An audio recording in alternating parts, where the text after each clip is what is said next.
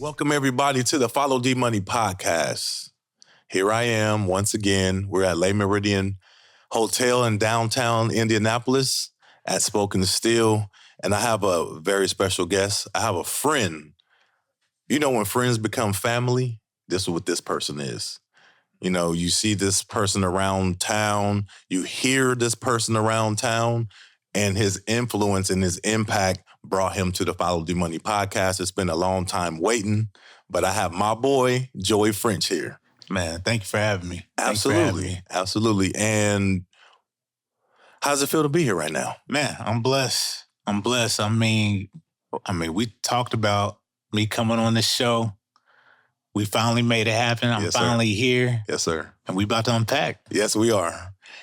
The first thing that I want to know about you. Yeah. Tell me your Indianapolis history, where you come from. Yeah. This may sound cliche, but church is definitely my roots. Grew up playing in a small family church where your uncle's the pastor, your mom's the choir director, your grandmother's the church mother. So when you're a kid in church and you're growing up in church and you're just in that space all the time, you got to find something to do. Yeah. So my uncle, he taught me how to play the drums, and it started with the drums. So that was age 3, age 4, somewhere around there. Yeah. And from there, it led to now I got to step up and start playing keys because our organist left. Yeah. So just understanding the assignment, understanding the pressure that was put on me at a young age. Yep. That's how I'm able to work into these studios now. Yep. And then from there, my parents put me in middle school band where I can actually learn the skill how to read music. Yep. And understand music theory. Yep. And I would say probably around 7th grade, I talked to my band director and I was just kind of like, you know, I want to create my own thing. That's nice. I'm learning how to read music and play music that was composed by someone else, but I feel like I'm a creator at heart. Right. And so shout out to Mr. Harrod. He was saying that, oh, you want to be a producer? Okay. Producer, what is that? You know, like Quincy Jones. And so now I'm trying to relay all this information to my parents because they have no clue what that is. So what age was this? Yeah, this was 13. Dang. 13. Yeah. 13. Because I already had the skill, like playing in church. Yeah. Like by the time I was 9, I'm already playing with kids 14, 15 years old, like holding my own. Yeah.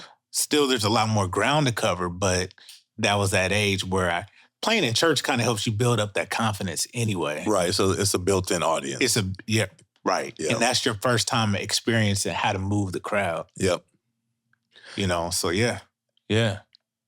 What about you said you can take the reins as the director of music? Because I feel like, just personally, it seems like a lot of people want the stage. A lot of people want the spotlight. And the producer seems to take a back seat all the time, or most of the time, you know. And what in you said when he told you want to be a producer, he saw that you wanted to do that. So where did that come from? Where did that mindset happen? Yeah, so let me just put it in the context. This was 1996, 1997. Okay. Yep. So I'm telling off my age. But this is right in the heart of Master P's at the forefront. Yeah. And so hearing Beats by the Pound, DJ KLC, just hearing like their type of production, and it wasn't too far off from, I have the equipment that can produce this type of stuff. Yeah. So already just hearing what they were making versus what I was making, it was like, I can do this. Right. Plus you got kids, other little boys rapping at lunch anyway. Right. So all it took was for me to just start beating on the tables or beatboxing with my mouth. That's how a lot of people know me as. I was like, that kid. Okay. Yeah. So from there, it was just like, well, I can kind of halfway control all of this. Right. Plus, with me being in band, I had a lot of access to a lot of the instruments, so all it took was, instead of going to gym, let's skip and go to the band room. Wow. So you were creating music at school. Right. Dang. Yeah. And unknowingly, I was creating that ecosystem too. Right, right. Yeah. I just watched the movie, the one with Pharrell, the Lego movie. Yeah. Did you see that? Yes, I did. And I did. It sounds the same way. Like they created their ecosystem at high school with all those artists. Yeah. And you were doing that the same. You were there for real. What artists were you doing that with? Let's see. So how I got my start was producing Christian hip hop. Okay. Christian hip hop. Again, I'm from the church. There's only so much I can listen to at the crib. Right.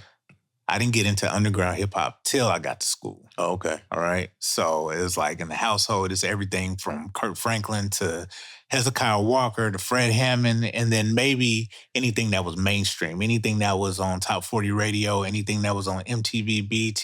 Yeah. That's what was in my house. But yeah, I would probably say Corp One. They were a Christian rap group in high school. Yeah. That the leader of that group was one of my best friends. All of them are my good friends, but the one in particular, shout out to Benny Shabata.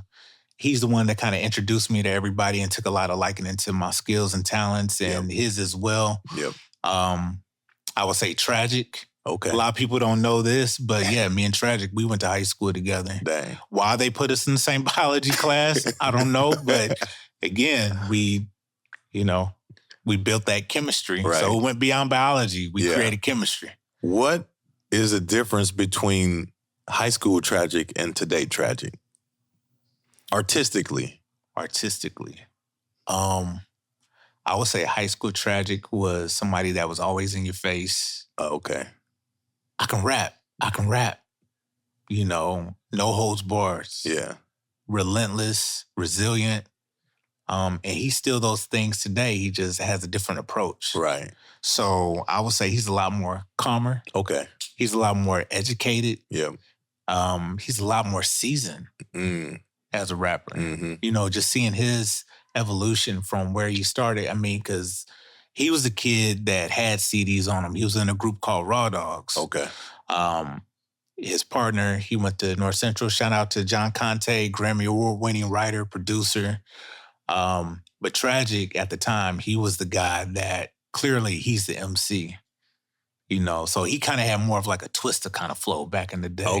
Okay. Yeah. And again, I still was a kid that was making beats on the table for him, One thing about Tragic that I love is that he has his own sound. Yes. Like anytime Tragic is on something, it's Tragic. He's not trying to be somebody else. He doesn't have a sound that he's trying to emulate. And he's super authentic. Yeah. I like to say he's before the wave. Yeah. He's before the wave. Right.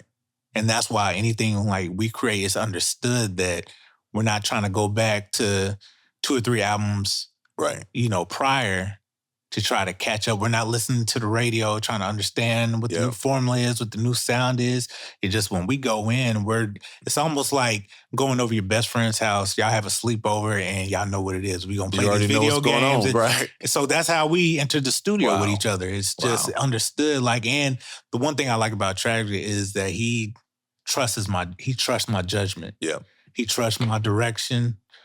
He looks to me for a lot of suggestions. Yeah. Yeah. I know firsthand that people trust your judgment when it comes to music because I was invited to a studio session. Yeah. And you were producing it was a few tracks you brought up, but it was one in particular you guys were working on, you and Zakia. Yeah. It was actually the day I met her. Okay. And I could see the engineer, I could see Zakia, and I can see you all working as a team. But it was a lot of trust in that room. Yeah. And I think that's very commendable for a person to be in a profession and you can see people have that kind of trust. Yeah. Is that something that you command in life, or is that just something that comes naturally because you're so good at music production? I think it's a combination of things, but I think it's all about character at the same time, too. So before I even lock in with you, before we go into the studio, we're building just like this. Yep. So if I can connect with you on a personal level, 9 times out of 10, musically, it's going to work out. Right.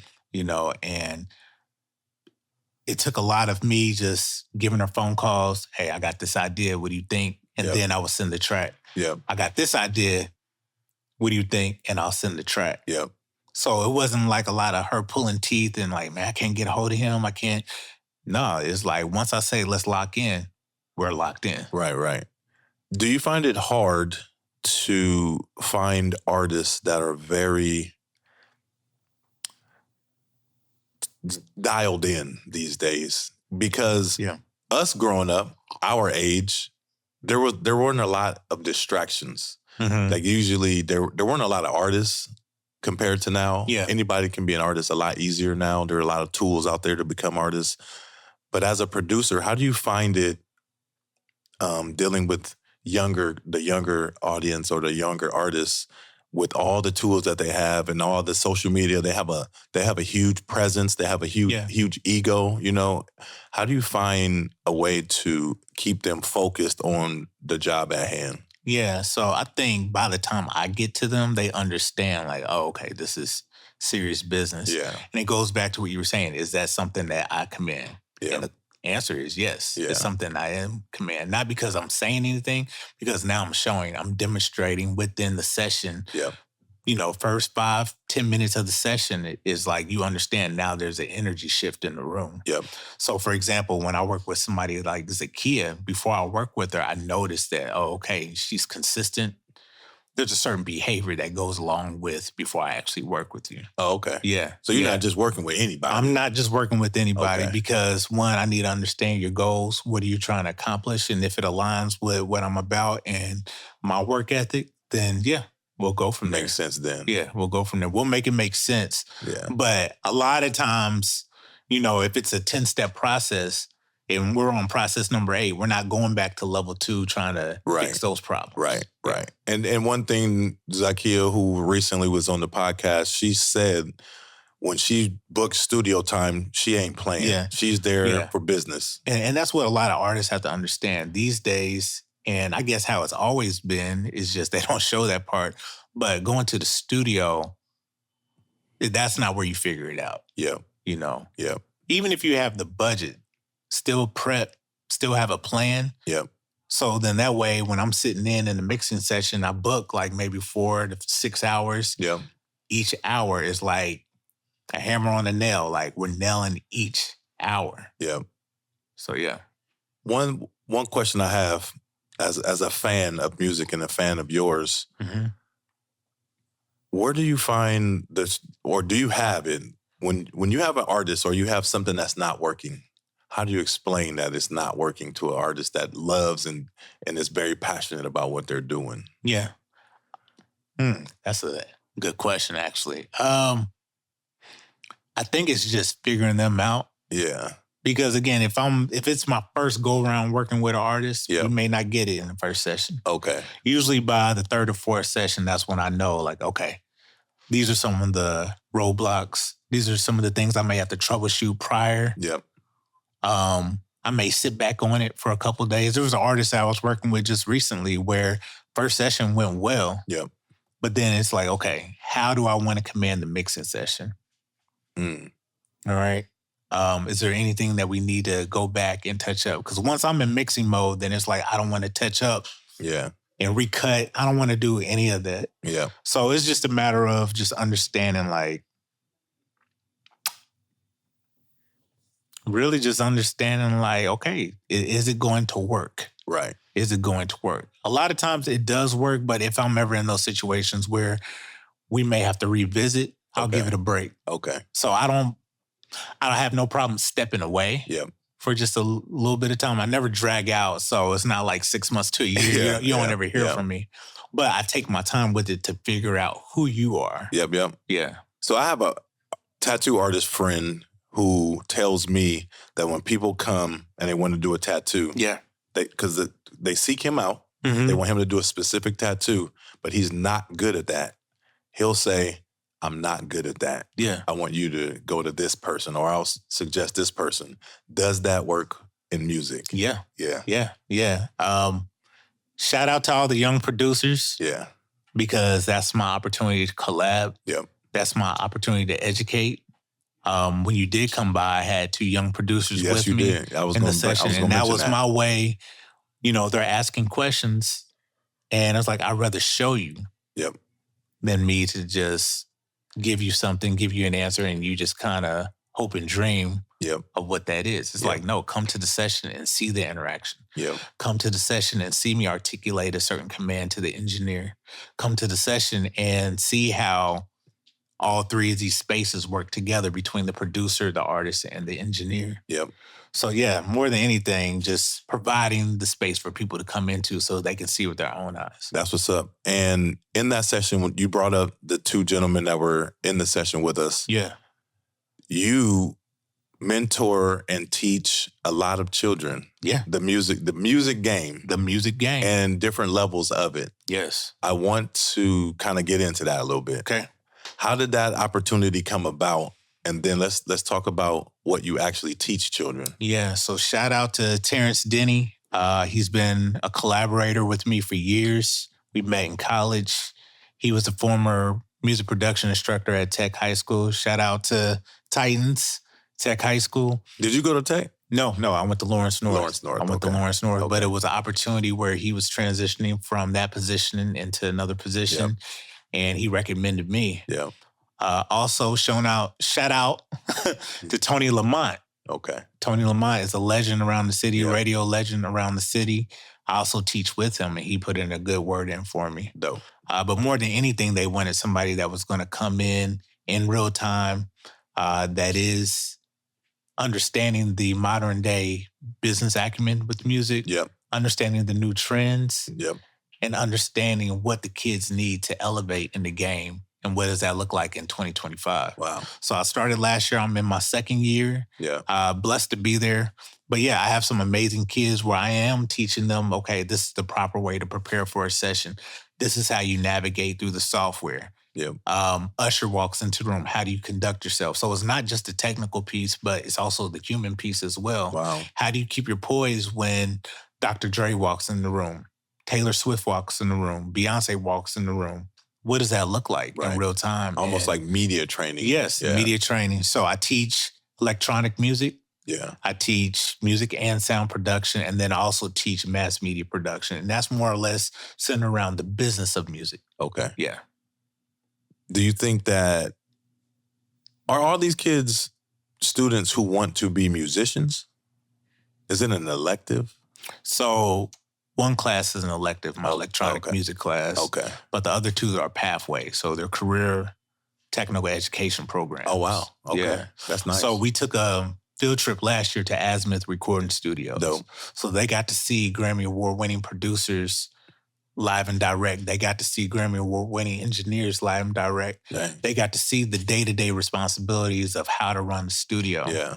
So I have, even at school, I have what we call our rotations. Yep. And so 1 week, somebody's the production assistant, somebody's the recording engineer, Yep. somebody's the studio manager, and Yep. just seeing how all these roles work together for operation. Yep. How does that relationship work with the new school and the Joey French old school?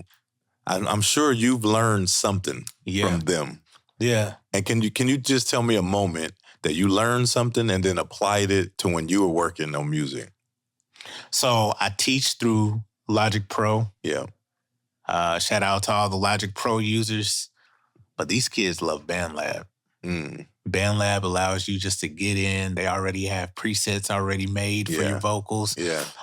Most of the programs do, but this one in particular, it makes you sound a lot more ready. Okay. Because again, most of these kids are creating reels. Yep. So they just want it fast. They It's want like it a right fast up. cook-up. Yeah. Yeah. Fast cook-up. One of the challenges that I'm dealing with is AI. And how to teach that space within music production as well. And So a lot of things you teach, you got to learn yourself. I have to learn myself. Dang. I have to learn myself. But as I'm doing that, I'm growing Yep. as a producer. I think the hardest part a lot of times is just trying to balance the space of when to be a teacher and then when I'm in the actual Joey French production mode. Wow. Because again, if I have clients and there's a way I need to deliver, Yep. I can't be in study mode. Dang. It's like, okay, You got to know it. you got to know it. You Wow. got to know it. But that That's comes crazy. from, this goes back to what I was saying. That came from growing up in church. Yep. Just creating that discipline for myself because my family was counting on me. Yep. The congregation was counting on me. Yep. You know, Wow. so understanding those pressures then, whether I'm in the classroom now, whether I'm in the studio now, whether I'm in different cities and states now, Yeah. nothing changes how I approach it. Wow. It's just understanding what hat am I going to wear in that moment. Dang. Yeah. That's dope. And I want to get into Indianapolis. Yes. Indianapolis music. Yeah. Indianapolis music scene, the history of it. Yeah. And your involvement. First, what about you? What about you is most Nap about you, your sound or how you produce music? Okay. So understanding that I'm from Indianapolis, Indiana. Yeah. The goal was always to make everything that I produce or anybody that I work with sound mainstream. Okay. Because at the time, making that transition from graduating out of high school, now going into college at this point, everything sounded so, and I'm going to use this word very lightly, local. Okay. It just had a very mom and pop local sound to where even as a middle schooler, I was thinking, is what I create, can that compete with Jermaine Dupri? Right. Is what I create, can that compete with Timbaland? Right. Is what I create, can that, you see where I'm going with it? Yeah. And that's where I wanted anybody that I work with, anybody and everybody to understand is like the people that you admire, can it compete with that? Yes. And that's how you gauge yourself of, is this professional or not? Dang. So I never focused on really the Indianapolis quote unquote sound. Right. I focused on, let me be dope, disciplined in my craft. Yep. Who's somebody that just happens to be from Indianapolis. Right. You know, because whether I'm in LA, whether I'm in New York, whether I'm in Miami, so on and so forth, Atlanta, Nashville, what I do at the end of the day doesn't change. Right. The way I command in the studio doesn't change. Yep. The people may change. Yep. But my approach, my taste, my texture, that doesn't change. Yep. Yeah. But there is, when it comes to hip hop, there's a sound. There is a sound. That Nap has. Yeah. There's a sound. There's a certain gallop that we have. It's a cadence kind of. Yeah. Yeah. Yeah. Yeah. And now is really just trying to get the sonics to match the talent. Yep. Who would you say? Who would you say? Who, if we were describing artists in the city? Yeah. Who were some people that kind of challenged that normalcy? Who went out of bounds with their sound? Who went out of bounds with their sound? Yeah. Who tried to challenge that Nap sound and said, you know what, I'm gonna do this. Shout out to my family. Shout out to my boys, Nappyville. I had found them on MySpace. Yeah. Okay. Yeah. Dang. So again, that dating yourself. Yeah, I'm dating myself, but I have to tell the story. I was a junior in college. Yep. And I came across these two guys on MySpace. But what I noticed, it said Indianapolis, Indiana, but their sound was polished. Okay. And it was like, that doesn't happen. Right. Because again, like, you don't have anybody that can really, first of all, come out with anything like that from Indianapolis. Yep. But they also look like something too. Like they look like superstars. Yep. So that was another thing that I noticed. They sound good, like they look good. Before DM was a thing, I messaged them right away. Like, yo, we got a link. Yeah. Needless to say, they didn't respond. Yeah. But there was another opportunity where I had like a little summer job. Shout out to Fry's Electronics out in Fishers. Yeah. And I guess they come there every week to get CDs, and I happen to run into them. At the time, I was working in the car audio department. Okay. So now, this is back in the day when you just knew to have a CD with you, a beat CD ready to go. Yeah. So I popped it in. Of course, they hear loud music. They came over, and their producer, Rockstar, shout out to Rockstar. He said, hey, man, who made these? I said, me. And he was like, what's your name? I said, Jay French. A lot of people don't know that, too. I went by Jay French at the time. Right. Like, slow transition to Joey French. Yeah. But I would say they were the ones that kind of challenged. As you get older, you're going to be Joseph French. Joe. Mr. Joe French. Whatever variation you want to call me. Joseph, Joe, Joey. Right. Yeah. Right. Yeah. But no, they challenged the sound. I would say Maxie. Yeah. Maxie challenged the sound at the time, and he was just a kid that was just graduating from high school. Okay. And This was, I think we had Lil Scrappy in town at the time, and I noticed this kid, he had all these people just galvanized around him. And I'm like, I'm there for my man, but I can't keep my eyes off of you. Right. Just only because you captivated all these people. Yeah. So I would say Maxie. I would say shout out to my boy Goldie Patron, GP from Mayor. He was another one that challenged sound. I think at the time, Manny Fresh had taken some liking into him. Okay. So yeah, we've had some artists around the city. We've had other producers around the city that challenged that sound. Yeah. What I appreciated about some of the producers that I came up with, including Rockstar, including Swift the Gift, including if I forgot anybody, charges to my brain, not my heart. But if I got anybody, I appreciate them because they listen to, like me, they listen to different genres of music. Yeah, yeah. So their musical IQ was there. Yep. Yeah. That's dope. Yeah. Do you have any words of encouragement that you go to when you need motivation? Like did somebody tell you something that pushed you in a direction like, I'm not going to stop because this person told me or this person believed in me and said. Yeah.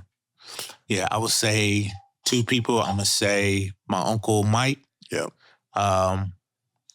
Pastor of my church. Again, ambassador of education, but just ambassador of excellence. Yeah.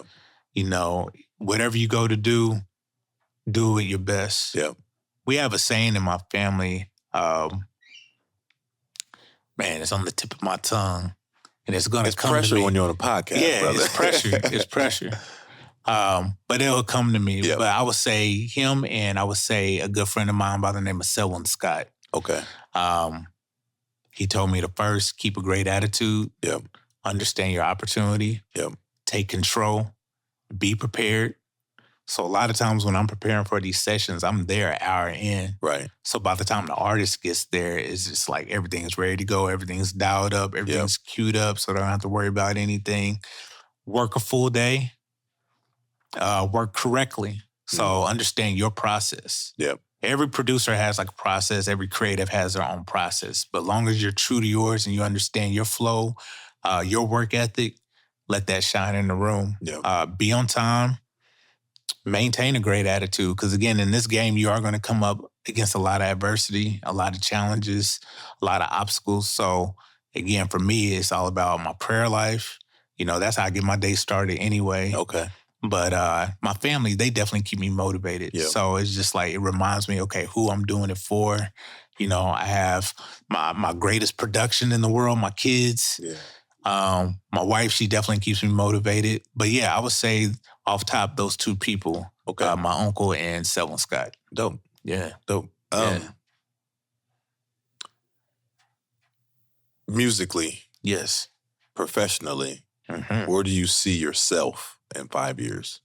5 years, being a music supervisor. Okay. So I also create music. I'm a media composer as well for television, film, and commercial.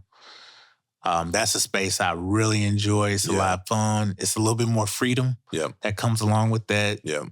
But eventually become a music supervisor, just being able to curate different spaces and also give producers that I've mentored, giving producers that's just looking for that chance to just have the music out there. That's dope. Yeah. One thing that I'm really big on, and if anybody knows me, who's been around me for the last 8 years I've been around, I'm big on collaboration, like working with people. Absolutely. and creating opportunities for other people. Mm-hmm. And in the process, I have to create opportunities for myself. You, without me even asking the question, are also big on collaboration. Well, being a producer, you're automatically collaborating with somebody. Yep. But I want to know how important it is to collaborate and open doors and work with people who don't always work well together or think the same, but how important is collaboration to you? Yeah, so you definitely have to read the room. You got to read the vibe. You got to read the personalities. And I think, honestly, that's when I started believing in myself as a producer is when I could be the guy that knew how to control the room. Yeah. So if I'm working a certain song, but there's a certain skill set that I need, so I don't play bass. I don't play guitar. Right. I play little keys. And to be honest, I play enough to produce. Right. But if I need a musician friend to come in, and let's say this guitar player, shout out to Jared Lowe, or this bass player is coming in, I know they don't gel well, I may have him come at 2 and leave at 3:30. Yep. I may have this person come in and we'll do post-production either later on in the evening or we'll come tomorrow. Right. So it's just understanding who you're working with. Yes, collaboration is important because, again, a lot of the new kids, they know the new trends. They know the new bounce. Right. And so I can figure it out. I can do that all day. Yeah. But it's a lot more fun when you have somebody that you can learn from because as much as they're learning from me, I'm learning from them as well. Yeah. So I'm learning everything from my students. I'm learning everything from younger producers around the city that I enjoy. Yeah. And like I was saying before, you know, there's a lot of young cats around here that are doing it the right way, where they're developing their own artists. Yep. And they ask me for my particular taste to bring to the session. Yeah. What do you need me to do? Hey, do your thing, big homie. Mm-hmm. Am I big homie? I think I'm Unc status now. Maybe Unc? We Unc now. Okay. Okay. We Unc? Okay. Yeah. Well, okay. You know what? Yeah, I think we are. We might. Okay. Yeah. Okay. Yeah, big homie is a little bit younger than us. Oh, okay. Yeah. All right, I'm Unc. All right, then, Unc, come through and, you know, just add your sauce on it. Yep. Yeah, so. Okay, what is Joey French, away from music, away from family, what are you passionate about? What am I passionate about? I'm going to say my weight loss journey. Okay. Yeah. You know, I will say, when I first met you, you were heavier. Yeah. And you have been keeping that up pretty well, my brother. Yeah. Good, man. Yeah, just drinking a lot of water. Yeah. Thank you. Yeah. Big Money Podcast. That's dope, bro. Yeah, my weight loss journey, man. And just to see it gradually over time. I tell this story, I was 287 on my wedding day. Dang. Why she wanted to marry my big self? That's love. Right.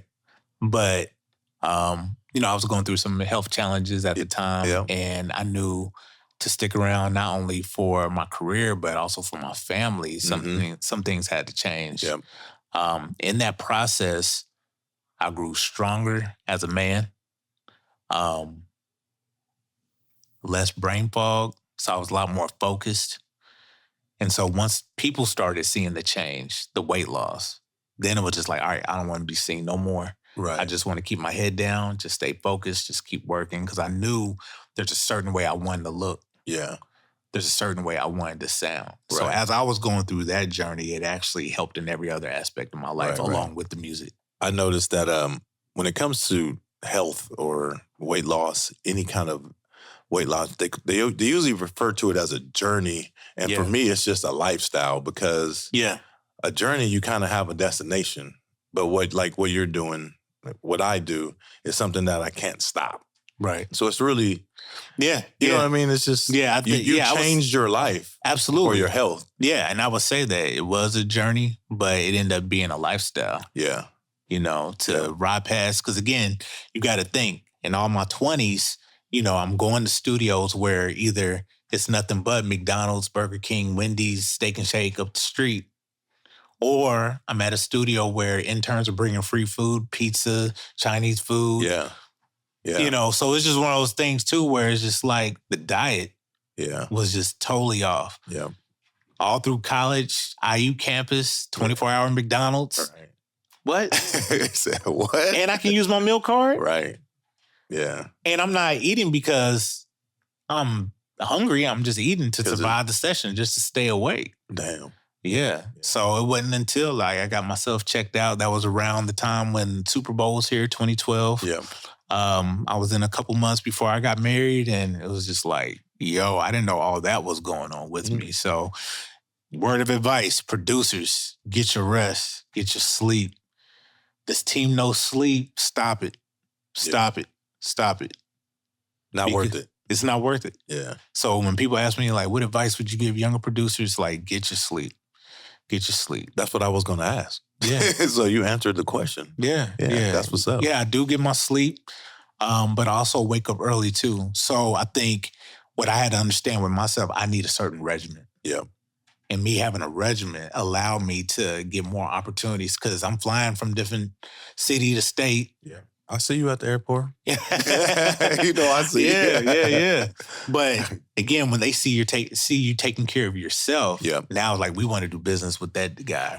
Or we want to continue to do business with him because he's taking care of himself. He's looking good. We can tell he's feeling good. Yeah.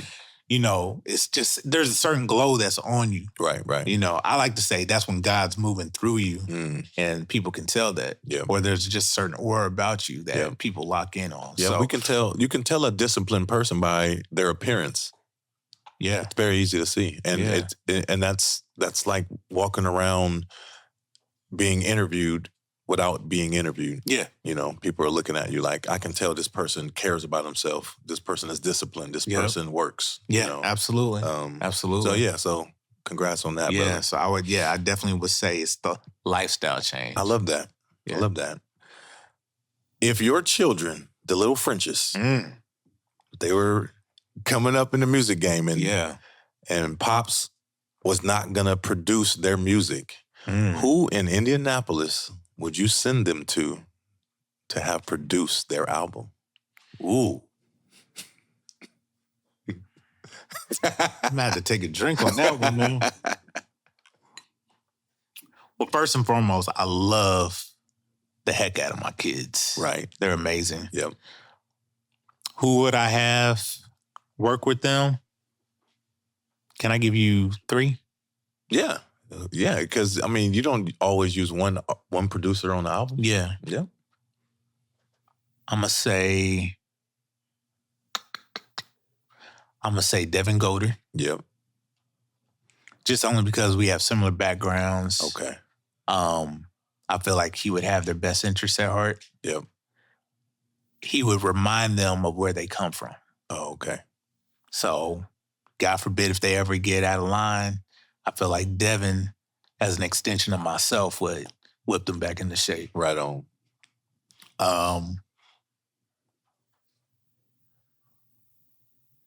Can I mention engineers too? Yeah. I feel like that's a vital piece. Yeah.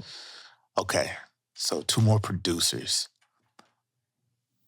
I'm going to say Rockstar from Nappyville. Okay. To just teach them about grinding. Oh, okay. Me and Rockstar, when I was working with Nappyville, it was a lot of late nights, sleeping bags, but we got it done. Yep. So he's going to teach them how to persevere. Yep. And then last, I would probably say,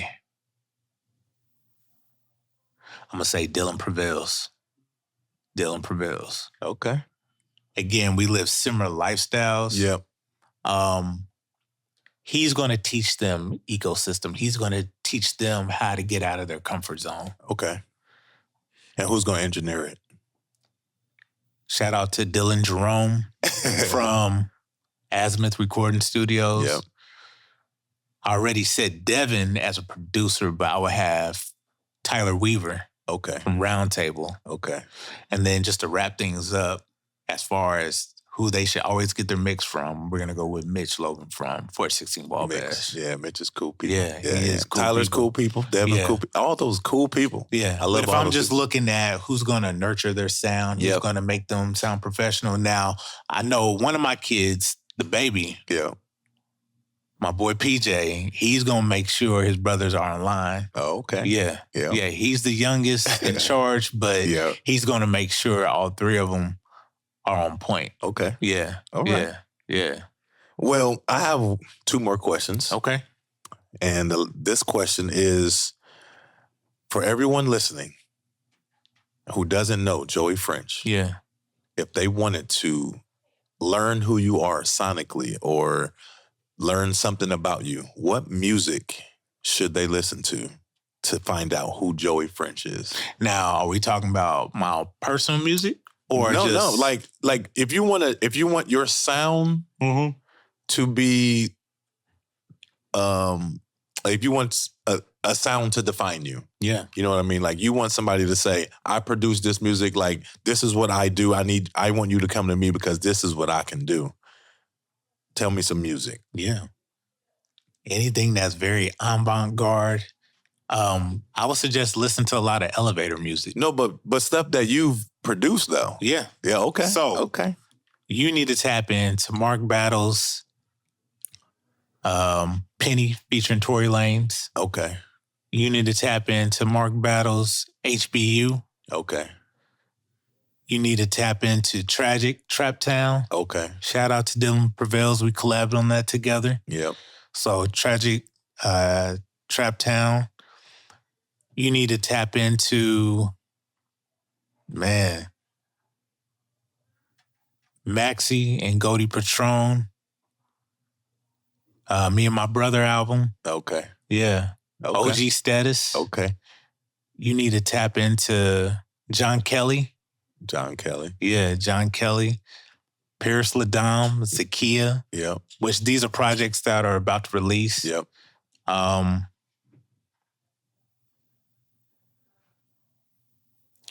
then I would just say overall taste in music. I would say they need to tap into gospel. Okay. They need to tap into jazz. Mm-hmm. They need to tap into marching band, choral music. Mm-hmm. Because I'm pulling my inspiration from a lot of these spaces. Right. And then whatever blank canvas, however God leads me, that's just what I do. So more than anything, when you think of Joey French, have an open mind. Okay. Don't come in with the mindset, it needs to be Naptown. Okay. Come in with the mindset, let's be different, let's be dope. Let's make good music. Yeah. Let's make incredible music, forward-thinking music. Yep. So you got to have a lot of foresight. You got to have a lot of focus. You got to have a lot of energy. And you got to have a lot of confidence because it's not easy coming into a situation where you're trying to pitch something to an artist and you give them something that they're familiar with. But to play something that they're not used to, this type of bounce, they're not used to this type of cadence. Yeah. To direct them in that position, that takes a lot of confidence on your part. Right. So I would say, like, if they're tapping into me, those are some things to keep in mind. Right on. Yeah. Right yeah. on. And if I forgot any other songs from any other artists that I work with, again, charges to my brain, not my heart. Yeah. How would you, Mr. Joe French? Yeah. Speaking did I graduate to Joe now? Woo. You are Joe French now. How would you define success? Ooh. Being in a space to where my skills and ability can take care of my family. That can inspire a next generation to come up, but also affect the mindsets. Because here's the thing, we all gonna die. That's the only thing we guaranteed in life. We all gonna die. Mm-hmm. But if this person got this opportunity because I influenced that, my body of work influenced that, my conversation influenced that, this podcast influenced that, that's what success looks like to me. Damn, that's dope. Yeah. That's what's up. Yeah. Man. Well, now it's time for some fun. Ooh. Come with it. So this is this or that. So you're going to pick one or the other. Yeah. And I got to say something, by the way. It's some good water. You like that water? Yeah. Yeah. I know people watching this like, dang, he is killing that water. Yes. Mine is gone. I have no more water. Yeah. Well, what cheers to that anyway? Cheers. Bam. I'm going to sample that too. Yeah. Yeah, you should. Yeah. That'll be dope. So this or that is the segment where I ask you to pick between a couple things or two things, and I'll donate $10 to a charity. Listen to Our Future. It's a nonprofit in Indianapolis. Okay. And if you don't pick, then I don't donate. Gotcha. Okay. So this or that, Mr. Joseph French. All right, let's do it. Here we go. Pharrell or Kanye? Pharrell. Apple Music or Spotify? I'm going to go with Apple Music.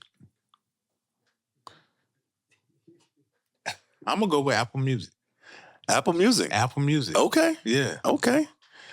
Air guitar or air drums? Air drums, for sure.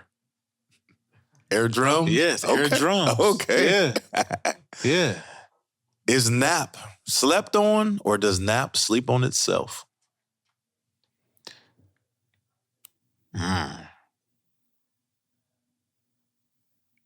Nap sleeps on itself. Okay. Again, it goes back to the mindset. Yeah.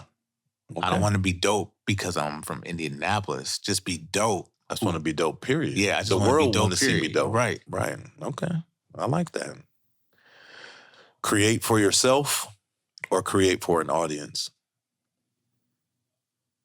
Pass. Pass. Pass. I'm in too many situations. I'm in too many situations. Pass. Okay. Yeah. Text, phone call, or FaceTime? FaceTime. FaceTime. Yeah. Yeah. Talk to someone about pets or talk to someone about children? Children. Early riser or night owl? Early riser. You already answered that one. Early riser. Okay. Toilet paper, over or under?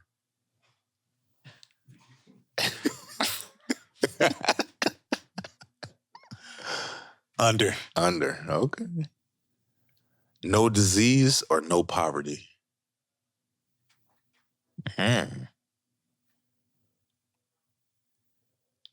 No disease. Music or religion? Music. MJ or Prince? Prince. Treese or butter?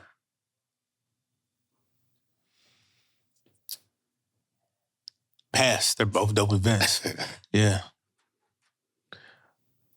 Would you rather never talk and see or never? No. Would you rather never talk and hear or never see again?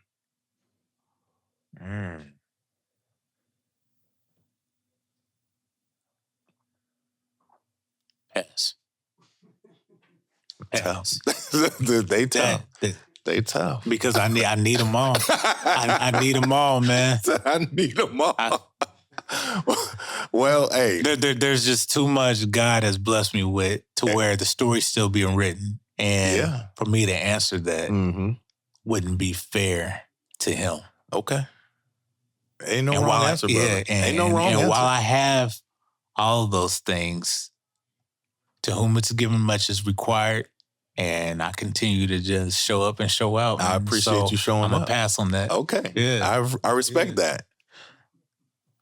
Your time. Greatly appreciate it. Yeah, no, thank you for having me. I really appreciate the conversation. Yeah. And one thing that I also appreciate is your friendship. Yes. I appreciate the love. I appreciate you sending me music. Yeah. So please don't stop doing that. Yeah, no. In case y'all don't know, I am privileged enough to get new music before it's out from this young man. Yeah. And I appreciate that. Yeah. And that is just a testament of the person that you are and the friendship that we have. Absolutely. Everything that I do, you are always welcome. Yeah. And I appreciate what you're doing for the city. You're an amazing man. And just keep it up, brother. Yeah, and I want to take the time to just commend you, like everything that you've been doing with the podcast, going on 5 years now, strong. Yeah. You've been consistent. I think the first event you invited me to, the toy giveaway. Yeah, a couple years back. I knew then it's like, okay, he's definitely tapped in to a different space and he's going to have a different impact on the city. And like I said, you've definitely blown up the whole podcast space. So everyone that's doing podcasts, including yourself, man, shouts out to you. I appreciate that. I appreciate that. How can people get a hold of you? Yes. So everything is Joey French Music. So Instagram at Joey French Music. I'm going to go ahead and say at Twitter at Joey French Music. And then to get in contact with me, you can just Gmail me, joeyfrenchmusic@gmail.com. Boom. Yeah. FollowDmoney.com. Get everything. Holla at me.